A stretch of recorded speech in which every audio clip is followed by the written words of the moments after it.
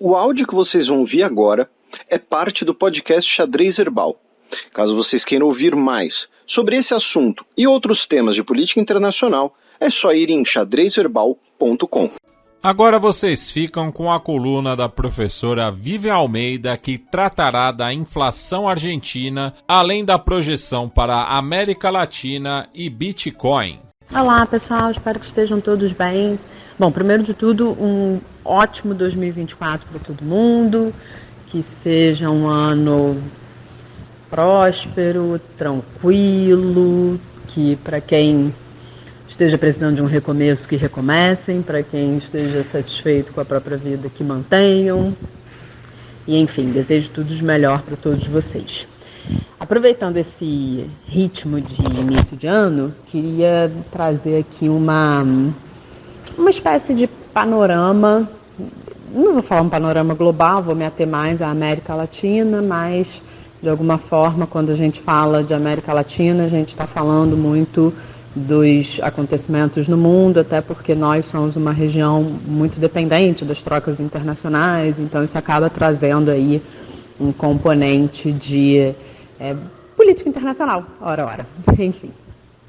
Bom, dito isso, o primeiro assunto que eu queria trazer, conectando com a última coluna, é que, como até já anunciada pelo próprio presidente, a inflação na Argentina disparou, né? Disparou ao ponto de ter registrado uma inflação maior do que a Venezuela nesse ano.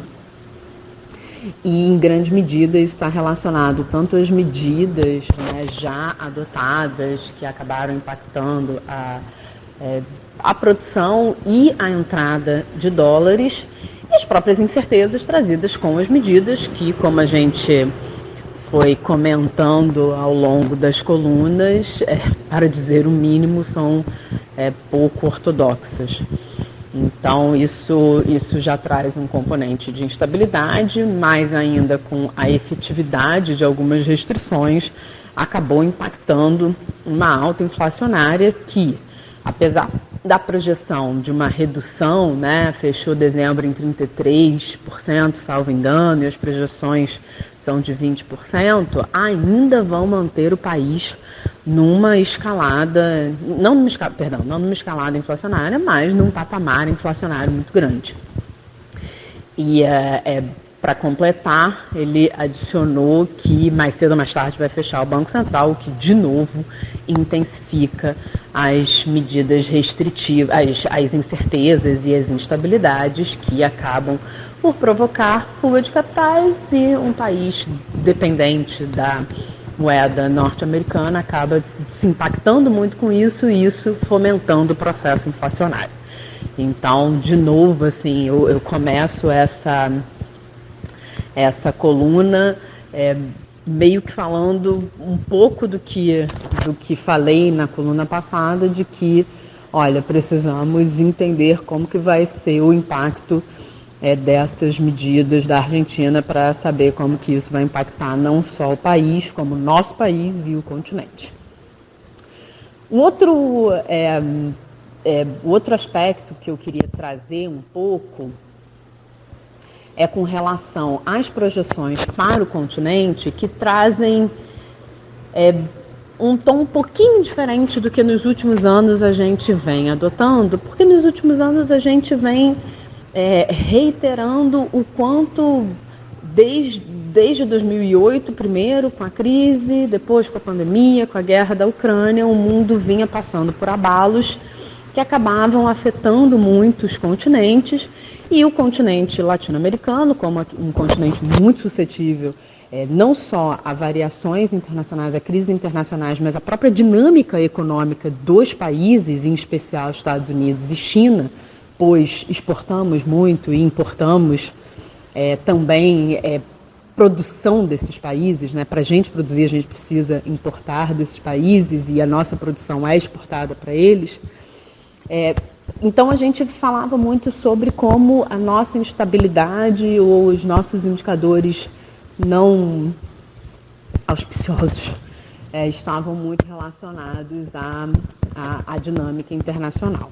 Acontece que agora as projeções elas mantêm um pouco dessa dinâmica, mas não por crises, mas por desaceleração, especialmente Estados Unidos e China, o que vai impactar o continente latino-americano, porque a gente é muito dependente desses países, os nossos empregos diretos são muito baseados, seja no mercado informal, seja no fluxo de serviços, e que, de novo, está muito dependente desse crescimento econômico, infelizmente não tão associado a investimento em infraestrutura, ao investimento mais autônomo, né, a uma relação aí de crescimento mais dada pela própria dinâmica interna. Então isso de fato afeta o nosso país, sem dúvida nenhuma, quer dizer, não só o nosso país, mas o continente latino-americano.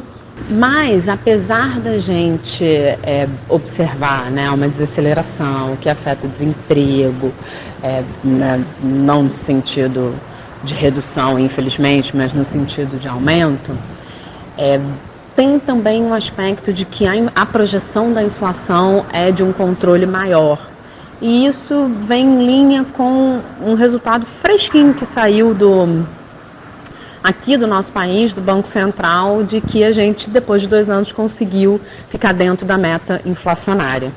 Então, de alguma forma, o pós-pandemia, talvez, de fato, esteja né? Assim, de fato, a gente esteja aí observando um realinhamento, mas um realinhamento como muito previsto e muito debatido em patamares mais baixos, né? Uma era de um crescimento menos intenso, e isso, na verdade, a depender, né, de como se olha, pode representar aí um novo rumo, como a gente falou bastante no ano passado, né? Quais são os modelos de crescimento e desenvolvimento numa ótica de extrema necessidade de controle das emissões de poluentes e, portanto, de um crescimento um pouco mais sustentável, mas o fato é que nesses indicadores mais brutos, né, mais rígidos, mais fechados, inflação, desemprego, crescimento,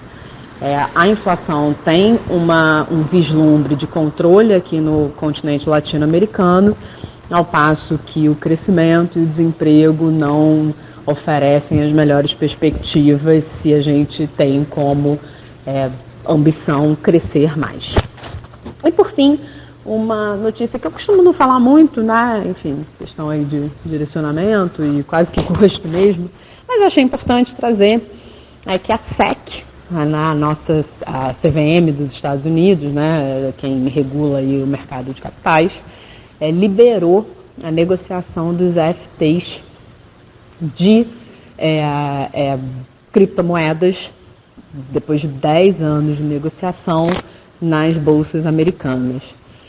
Isso é interessante de falar porque, assim, durante esses 10 anos, uma discussão muito grande, era quase como um debate político, quando a gente pensa em criptomoeda, no sentido de que muitos dos defensores associavam a defesa das criptomoedas, de novo, uma defesa política, né? Quase que uma bandeira de necessidade de uma liberdade maior dos agentes econômicos lidarem com seus ativos, desassociado de políticas econômicas e, portanto, de autoridades monetárias, né? Essa era o grande mote aí dos defensores das criptomoedas, mas a entrada das FTs, ainda que não seja uma negociação direta, né, é muito mais similar a um fundo associado à variação, por exemplo, do Bitcoin, do que necessariamente comprar Bitcoin, não é isso que vai acontecer, mas é uma espécie de regularização, de regulamentação, né? A SEC é um órgão regulador e isso faz com que,